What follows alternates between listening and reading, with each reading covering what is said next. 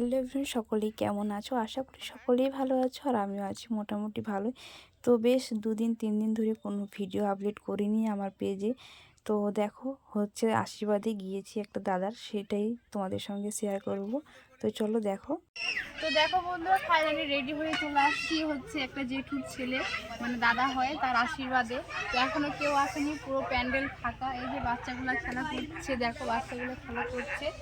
তো আমি আসছি, আর আছে পবিত্র ভাই পিছনে, আরও আছে ওদিকে রান্না বান্নার কাজ চলছে। তো এখন যাইনি আমি ওদিকে। তো চলো প্যান্ডেলটা দেখো, তারপরে তোমাদেরকে রান্নাটা শেয়ার করবো কী কী রান্না হচ্ছে।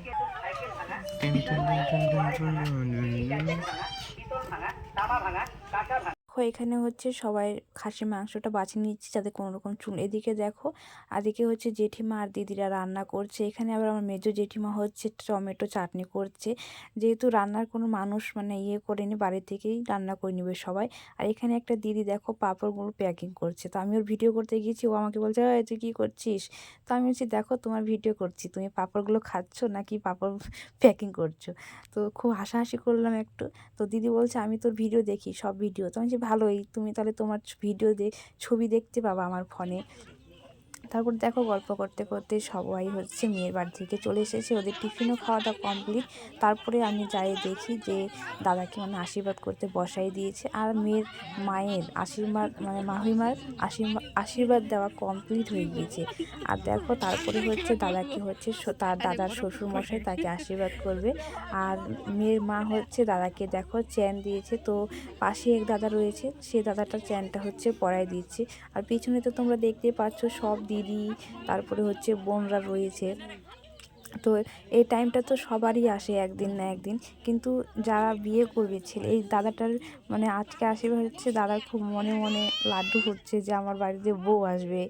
তো যারা আবার মেয়েদের আশীর্বাদ হলে খুব কষ্ট লাগে, কারণ আমার যখন আশীর্বাদ হয়েছিল তো সত্যি আমি খুব ইমোশনাল হয়ে পড়েছিলাম, খুব কান্না করছিলাম, আমার মা খুব কান্না করছিল।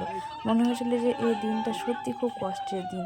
আর কষ্টে হলেও কিছু করার নেই, কারণ আমরা মেয়ে হয়ে জন্ম হয়েছি, পরের বাড়ি যেতেই হবে, দুঃখ কষ্ট সব সহ্য করতে হবে, সব কিছু মেনে নিতে হবে আমাদেরকে। আমার মারাও একদিন বাড়ি ছেড়ে গিয়েছে, তার বাবা মা ভাই বোন সবাইকে ছেড়ে।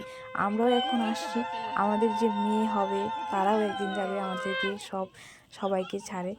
বলে না মায়া ত্যাগ করতে হবে বাবা বাড়ির। তারপরে ওদিকে আমার ছেলে আর হচ্ছে ওর কাকাই চলে আসলো।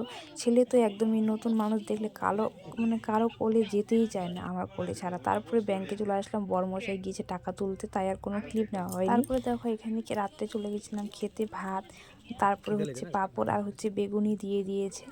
তো রাত্রে ছেলেকেই নিয়ে যায়নি, আর ছেলের জন্য ভাবলাম যে নিয়ে চলে আসবো বাড়িতে। তারপরে দেখো ভাত, তারপরে হচ্ছে ডালও দিয়ে দিল পাতে। তারপরে দেখো কি দিচ্ছে, তারপরে চলে আসলো হচ্ছে মটন। তারপরে ওদিকে দিয়েছে দেখো বাঁধাকপির ঘন্ট করেছিল। তো এগুলি হচ্ছে রান্না। তারপরে হচ্ছে চাটনি করেছে।